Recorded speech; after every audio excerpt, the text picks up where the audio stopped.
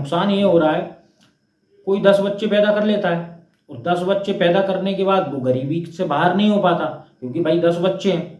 और वो 10 बच्चे किसके सर पे आ जाते हैं? सरकार के सर पे आ जाते हैं, क्योंकि सरकार को 5 किलो, जैसे एक व्यक्ति को राशन दे रही है गरीबी रेखा वाले को, तो उसको 50 किलो राशन देना पड़ता है। जिसके 2 बच्चे हैं वो बेचारा प्राइवेट नौकरी कर रहा है तो भी वो गरीबी रेखा का कार्ड नहीं बनवा सकता, क्योंकि उसके 2 बच्चे हैं, उसके पास मोटरसाइकिल, उसने मकान बना लिया। तो वो जो व्यक्ति देश को मजबूत बनाने के लिए काम कर रहा है। जय श्री राम दोस्तों, आज हम लेकर के आए हैं भारतीय जनता पार्टी के मैनिफेस्टो को, और आज हम समझेंगे कि आखिर भारतीय जनता पार्टी देश को किस तरफ ले जाना चाहती है, भारत के भविष्य को कैसे देख रही है भारतीय जनता पार्टी। ये हमें इस घोषणा पत्र से समझ में आएगा और हम समझेंगे इसमें कि क्या क्या कहा है बीजेपी ने। भारतीय जनता पार्टी कह रही है कि मुद्रा योजना के तहत 20 लाख रुपए तक लोन मिलेगा।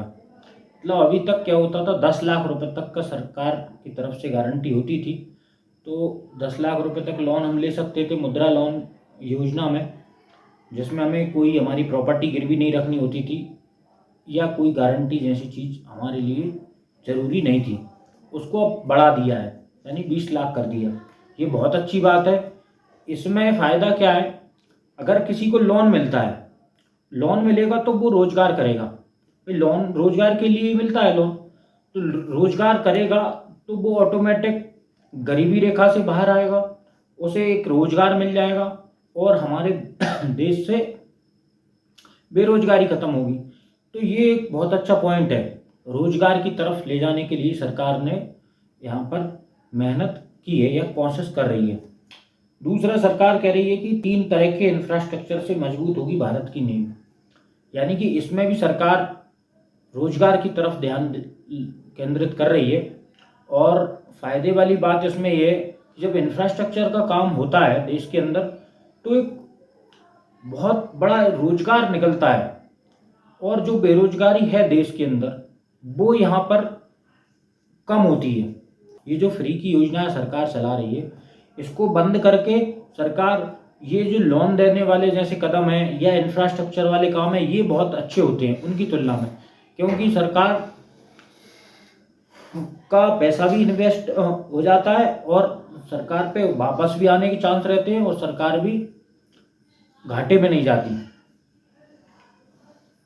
अगला, सरकार कह रही है कि देश के लिए यूसीसी जरूरी है, हम यूसीसी को लेकर के आएंगे।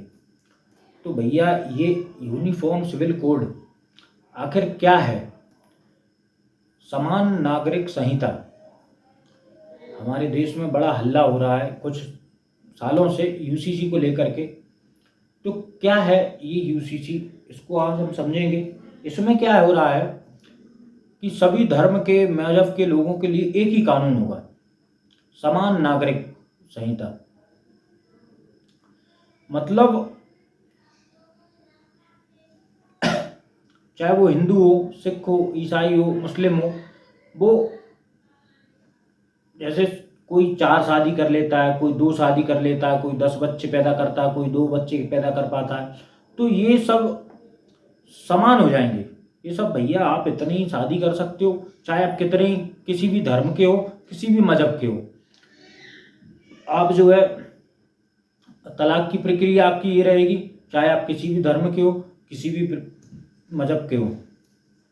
ऐसे ही चाहे वो गोद लेने की हो, चाहे वो रजिस्ट्री कराने की, मतलब हमारे भारत की जो सारी कानून व्यवस्था है वो सभी के लिए समान हो जाएगी, चाहे आप पुरुष हो चाहे फिर आप महिला हो।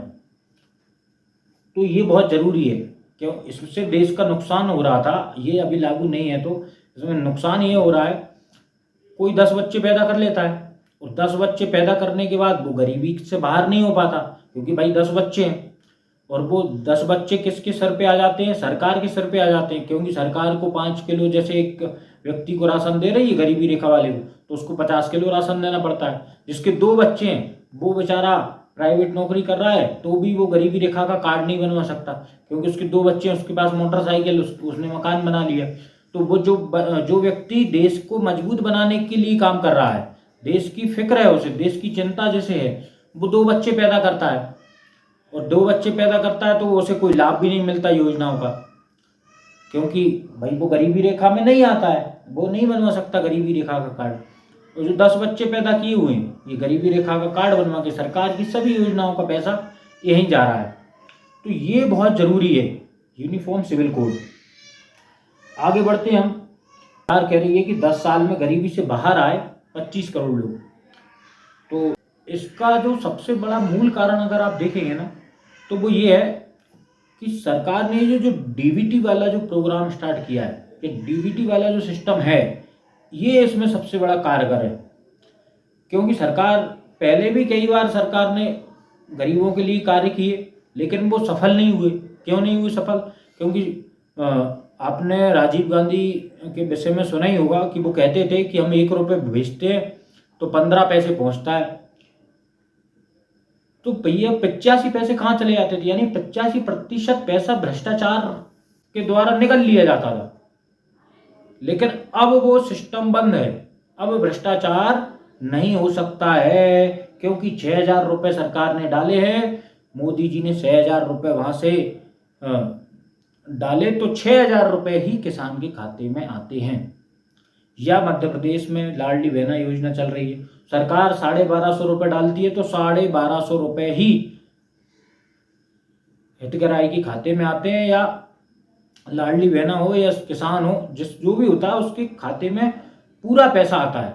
तो भ्रष्टाचार नहीं हो पाता, और भ्रष्टाचार नहीं हो पाता तो जिनके लिए सरकार देना चाह रही है, सरकार क्यों देती है? कि भाई ये गरीबी रेखा से बाहर आ जाए, ये इसके ऊपर कोई बोझ हो तो वो बोझ कर्ज से आत्महत्या ना करे, इसलिए सरकार ये पैसा देती है। लेकिन पहले क्या होता था, वो पैसा बीच में ही चला जाता था और बाकी जिसको देना चाह रही है वो बेचारे किसान आत्महत्या करते थे।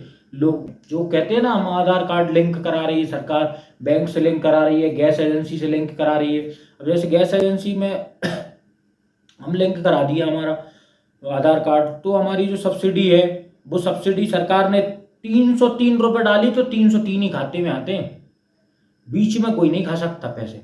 ये सरकार का जो काम है, इसकी बदौलत ये 25 करोड़ लोग बाहर आ पाए गरीबी रेखा से। अगले जो है वो आगे कह रही सरकार कि हम फ्री राशन योजना अगले 5 साल तक रहेगी। तो ये बहुत अच्छी बात है, क्योंकि गरीबों के लिए, जो लोग बेचारे जिनके घरों में कई महिलाएं बेचारी अन्य लोगों के घरों में पोंछा लगाने जा रही हैं, झाड़ू लगाने जा रही होती, तो उनके लिए ये जो राशन है ये बड़ा उनका सहयोग करता है। आगे भारतीय जनता पार्टी कह रही है कि 70 वर्ष के सभी बुजुर्गों को मिलेगा आयुष्मान कार्ड का लाभ। तो ये तो ऐतिहासिक कदम है सरकार का। बीजेपी ने ये जो योजना लेकर के आई है आयुष्मान भारत की, मुझे लगता है विश्व के इतिहास में कोई भी सरकार ऐसी योजना नहीं लेके आ पाई। क्योंकि जिसके घर में कोई माँ बाप 65-70 साल की उम्र में बीमार पड़े हुए हैं और उनसे डॉक्टर कह दे कि भैया 5 लाख रुपए लगेंगे, तो वो बेचारे तो हाथ पैर खड़े कर देते थे। वो तो अपने माता पिता को, अपने दादा दादी को मरने के लिए छोड़ देते थे, क्योंकि उनकी मजबूरी होती थी। भाई 5 लाख रुपए कहाँ से लेकर के आए? और कई लोग बेचारे मध्यम परिवार के लोग 5 लाख रुपए लेकर के इलाज भी करवा देते, तो 10 साल तक वो कर्ज को चुकाते रहते थे। तो मुझे लगता है कि ये बहुत अच्छी योजना है, इसका फ़ायदा भी सभी लोगों को मिल रहा है, यानी जो भी इसके क्राइटेरिया में आते हैं। और सरकार ने यहाँ तो कह दिया है कि हम सभी बुजुर्गों को देंगे, यानी 70 वर्ष के, चाहे फिर वो गरीब हों, चाहे वो मध्यम वर्ग के हों, चाहे वो उच्च मध्यम वर्ग के हों, सभी को इसका लाभ मिलेगा। तो ये बहुत अच्छा है। और अगला सरकार कह रही है कि आयुष्मान भारत के दायरे में आएंगे ट्रांसजेंडर समुदाय के लोग। ट्रांसजेंडरों के विषय में कौन चिंता करता है? किसको मतलब है ट्रांसजेंडर से? बस वोट लेने से मतलब होता है। लेकिन सरकार ने यहाँ फिक्र की है। सरकार की मैं सराहना करता हूँ, क्योंकि सरकार ने सरकार सभी की होती है, चाहे फिर वो जीव जंतु हो, चाहे फिर वो हम महिला हो, पुरुष हो, या कोई भी हो, सरकार को सबकी चिंता करना चाहिए। यहाँ पर सरकार सबकी चिंता कर रही है, हमें ये महसूस हो पा रहा है इस जगह पर। अगला, सरकार कह रही है कि पाइप से गैस पहुंचाने पर होगा काम। अभी तक क्या होता है, हम सिलेंडर लेकर के घूमते हैं, सिलेंडर लाते हैं, सिलेंडर आता है हमारे घरों में, लेकिन अब सरकार जैसे कई बड़े बड़े शहरों में ये जो योजना है, इसके माध्यम से सरकार कई बड़े बड़े शहरों में सरकार ने ये काम किया है और सफल भी रही है, और इस पर काम करने की बात कर रही है सरकार, अच्छी बात है। मैंने सरकार का जो घोषणा पत्र देखा, उसमें मैंने जो चीज़ समझी वो उनके पीछे है, सरकार की जो मंशा है, वो सरकार की मंशा ऐसी दिखाई दे रही है हमें कि भाजपा देश में रोजगार को बढ़ावा देना चाहती है। फिर वो 20 लाख रुपए का मुद्रा लोन हो या इंफ्रास्ट्रक्चर की बात हो, इसमें फ़ायदा ये रहेगा कि सरकार के खजाने पर कोई विशेष बोझ नहीं पड़ेगा और सरकार लोगों को रोजगार भी दे सकेगी।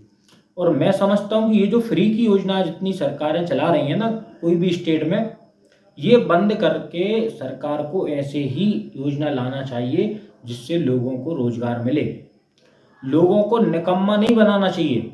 जय श्री राम, वंदे मातरम, भारत माता की जय।